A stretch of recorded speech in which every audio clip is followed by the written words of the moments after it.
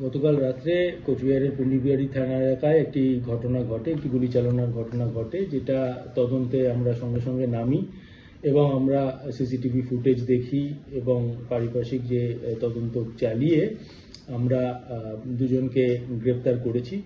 আমরা একটি কমপ্লেন্টও পেয়েছি যেখানে 4 জনের নাম রয়েছে, তার মধ্যে 2 জন আমরা অলরেডি গ্রেপ্তার করেছি, বাকি 2 জনের খোঁজ চলছে। এটা ছাড়া যে গাড়িটা, যে অভিযুক্ত গাড়িটায় করে তারা গিয়ে গুলি চালিয়েছিল, সেই গাড়িটিকেও আমরা বাজেয়াপ্ত করেছি। সেটার আমরা ফরেনসিক্স করব এবং যে বন্দুক দিয়ে গুলি চালানো হয়েছিল সেটার খোঁজ চলছে।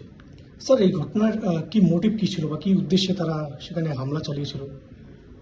এটা একটা পুরনো এদের আক্রোশের ছিল, এটা ঘটনা ছিল তাদের মধ্যে, সেটা রয়েছে। এছাড়াও অন্য কিছু যদি থাকে আমরা এটা তদন্ত করে দেখছি। স্যার, এখানে কি কোনো পলিটিক্যাল কিছু ইনভলভমেন্ট? এটা এখনই বলবা সম্ভব নয়, আমরা তদন্ত করে দেখছি। স্যার, আগ্নেয়াস্ত্রটি কি উদ্ধার হয়েছে? যে আগ্নেয়াস্ত্র দিয়ে আগ্নেয়াস্ত্রের খোঁজ আমরা চালাচ্ছি, পেয়ে যাবো ওটা। স্যার, যে 2 জন অ্যারেস্ট হয়েছিল তার যদি নামগুলো একটু। একজন দীপঙ্কর রয় আর একজন হচ্ছে উত্তম গুপ্ত। আচ্ছা, ঠিক আছে।